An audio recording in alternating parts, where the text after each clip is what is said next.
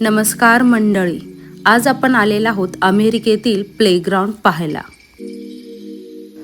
तुम्हा सगळ्यांना प्रश्न पडला असेल की प्लेग्राऊंडमध्ये काय आहे पाहायला।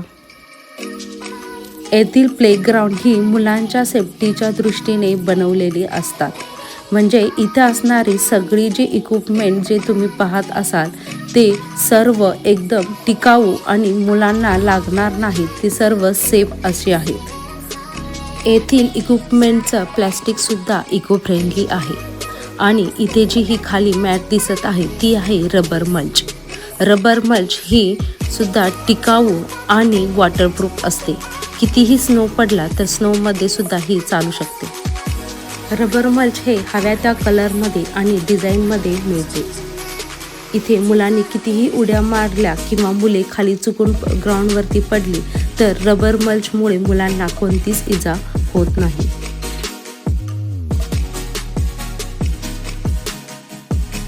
सर्व इक्विपमेंट ही मुलं एन्जॉय करतील आणि मुलांनाही नवीन काहीतरी शिकायला मिळेल या दृष्टीने ही बनवलेली आहेत। इथे कुठल्याच इक्विपमेंटचे कॉर्नर मुलांना लागणार नाहीत या दृष्टीने बनवलेले असतात।